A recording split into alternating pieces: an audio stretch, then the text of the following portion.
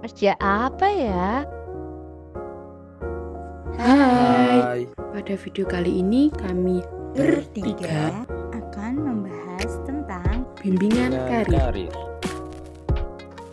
pada pembahasan pertama kita akan mengetahui apa itu karir. Karir adalah suatu pilihan profesi atau pekerjaan yang menjadi tujuan bagi seorang individu.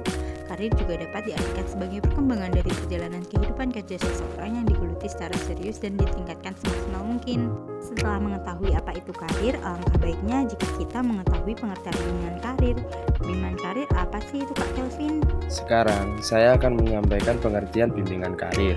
Bimbingan karir adalah suatu proses membantu seseorang untuk mengerti dan menerima gambaran tentang diri pribadinya dan gambaran tentang dunia kerja di luar dirinya, mempertemukan gambaran diri tersebut dengan dunia kerja itu untuk pada akhirnya dapat memilih bidang pekerjaan, memasukinya, dan membina karir dalam bidang tersebut.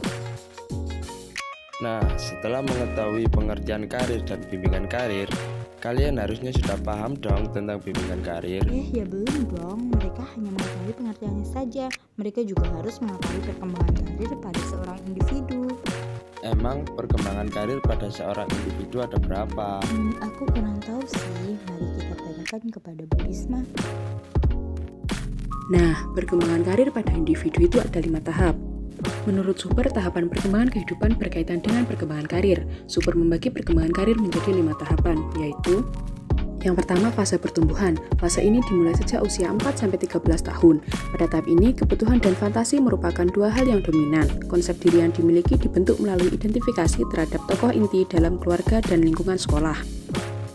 Yang kedua, fase eksplorasi. Fase ini berada pada rentang usia 14-24 tahun yang di dalamnya terdapat penggalian sosial yang sesuai dengan dirinya dari dalam maupun luar dunianya. Pada fase ini, individu sudah memikirkan berbagai alternatif karir tetapi belum mengambil keputusan yang mengikat. Fase yang ketiga adalah fase pemantapan. Fase ini berada pada rentang usia 25-44 tahun yang bertujuan untuk mendapatkan kohesi antara zona di dalam dan di luar diri individu dengan tugas berupa stabilisasi posisi karir serta memajukan tingkat kinerja yang lebih tinggi. Yang keempat ada fase pemeliharaan. Fase ini terjadi pada rentang usia 45-65 tahun. Tiga tugas perkembangan dalam tahap ini yakni mempertahankan apa yang sudah diraih, meningkatkan kemampuan dan pengetahuan, serta melakukan inovasi dengan melakukan tugas secara berbeda maupun menggali tantangan baru. Fase yang terakhir yaitu fase penurunan.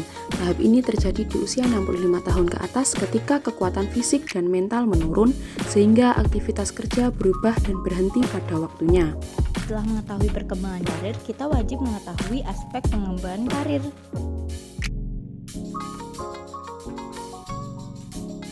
Yang pertama adalah aktivitas individu. Aktivitas individu berupa perencanaan individu dalam menyusun dan menetapkan tujuan dalam pekerjaannya. Tujuan apa yang ingin diraih menjadi acuannya dalam menyusun dan menentukan langkah-langkah yang harus ditempuhnya.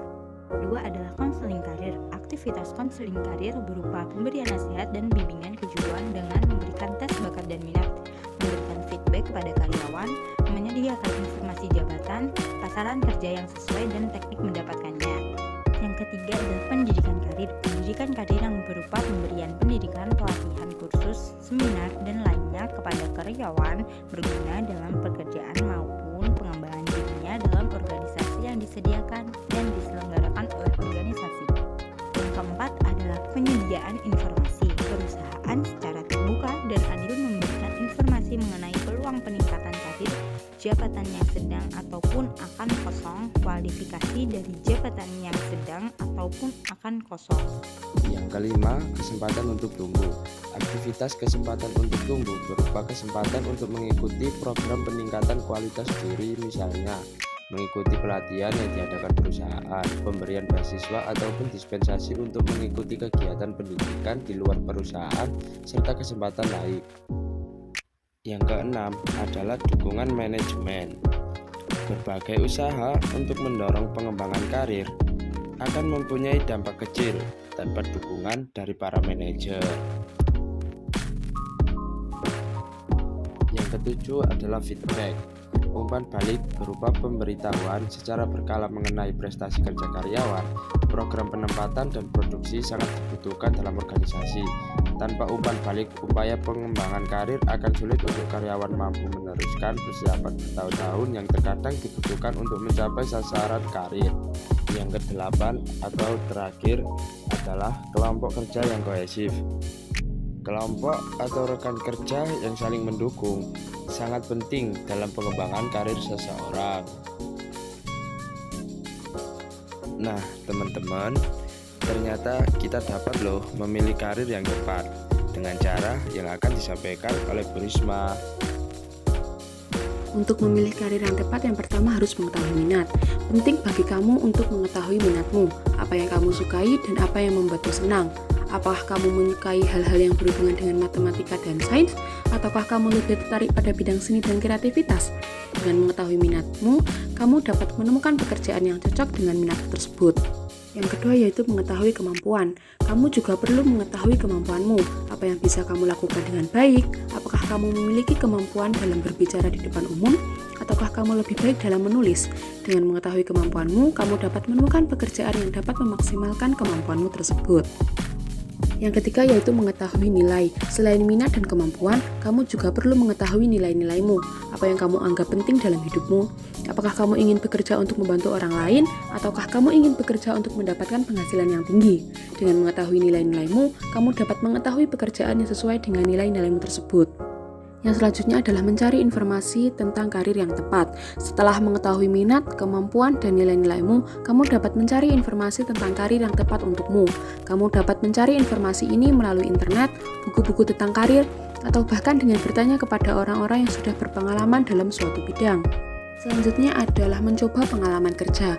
Selain mencari informasi, kamu juga dapat mencoba pengalaman kerja. Kamu dapat mencari pekerjaan sambilan atau magang untuk mengetahui apakah pekerjaan tersebut cocok dengan minat, kemampuan, dan nilai-nilaimu. Pengalaman kerja juga dapat membantu untuk memperluas jaringan kontakmu dan meningkatkan keterampilanmu. Terakhir yaitu menjaga fleksibilitas. Penting untuk menjaga fleksibilitas dalam memilih karir. Jangan terlalu membatasi dirimu pada satu jenis pekerjaan atau satu bidang. Cobalah untuk mencari pekerjaan yang dapat mengembangkan minat, kemampuanmu, dan nilai-nilaimu. Bagaimana? Sudah paham dengan materi karir pada video ini? Pastinya sudah dong. Jika sudah paham, mari kita baca hamdalah bersama. Alhamdulillah.